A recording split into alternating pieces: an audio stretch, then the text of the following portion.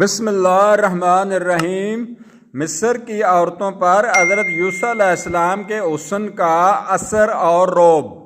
جب ان عورتوں کے طعنے اور برا بھلا کہنے کو سنا کہ وہ ایک غلام سے محبت کرنے کی وجہ سے اس کو ملامت اور اس کی مذمت و شکایت کر رہی ہیں، حالانکہ زلیخا اپنے تئیں معذور تھیں، اس لیے اس نے چاہا کہ وہ اپنی معذوری ان پر ظاہر کر دے کہ یہ غلام عام غلام نہیں جیسے انہوں نے سمجھ رکھا ہے، اور عام غلاموں کی طرح گھروں میں کام کرنے والے جیسا نہیں۔ تو اس نے ان کو بلا بھیجا، ان کو اپنے گھر میں اکٹھا کیا، ان کے لیے ان کے شایان نشان ایک شاندار دعوت کا اہتمام کیا، اور چھری سے کاٹ کھانے والے پھل بھی دسترخوان پر رکھوا دیے اور ہر ایک عورت کو چھری دے دی۔ اور دوسری طرف اس نے حضرت یوسف علیہ السلام کو بہت اچھی طرح بنا سوا کر تیار کر رکھا تھا اور بہترین لباس ان کو پہنایا تھا۔ اس کے ساتھ ساتھ حضرت یوسف علیہ السلام بھی اپنی پوری بھرپور جوانی کے عالم میں تھے۔ ایسی حالت میں اس نے یوسف علیہ السلام کو ان عورتوں کے سامنے آنے کا حکم دیا۔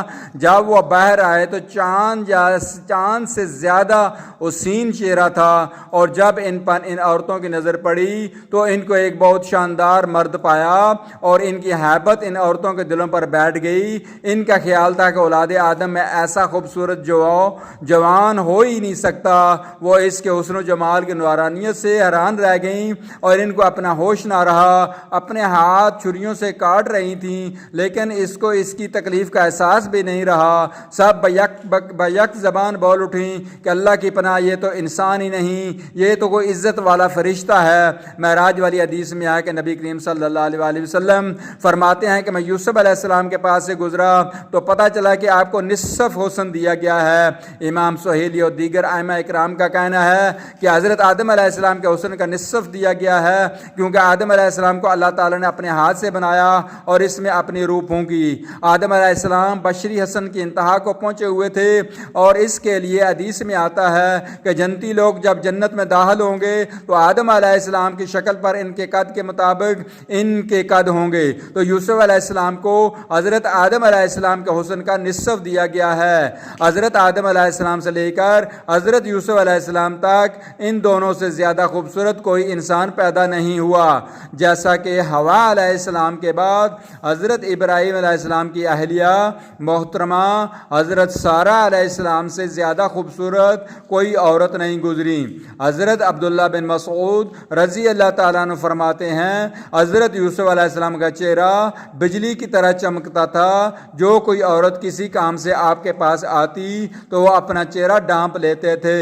اور بعض مفسرین کا قول ہے کہ حضرت یوسف علیہ السلام عام طور پر اپنے آپ کو چھپانے کے لیے برقع پہنا کرتے تھے تاکہ عام لوگ ان کو نہ دیکھ سکیں۔ یہی وجہ ہے کہ جب یوسف علیہ السلام ان عورتوں کے سامنے آئے جن کو زلیخا نے عداوت پل برا رکھا تھا، تو ان دو عورتوں نے بھی زلیخا کو حضرت یوسف علیہ السلام کی محبت میں معذور قرار دیا تھا اور اپنے ہاتھ چھریوں سے کاٹ بیٹھیں، اور یوسف علیہ السلام کو دیکھ کر حیران وہ سرگرداں رہ گئیں۔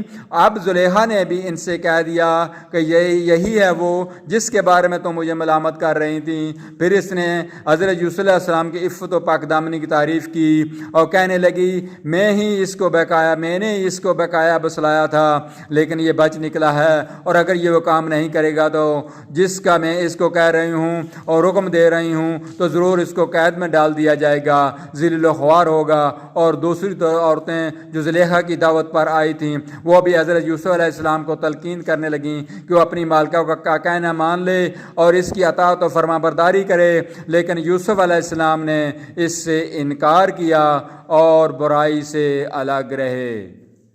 چینل کو سبسکرائب کر دیا کریں تاکہ آپ تک اچھی دین کی باتیں آپ تک پہنچائی جا سکیں۔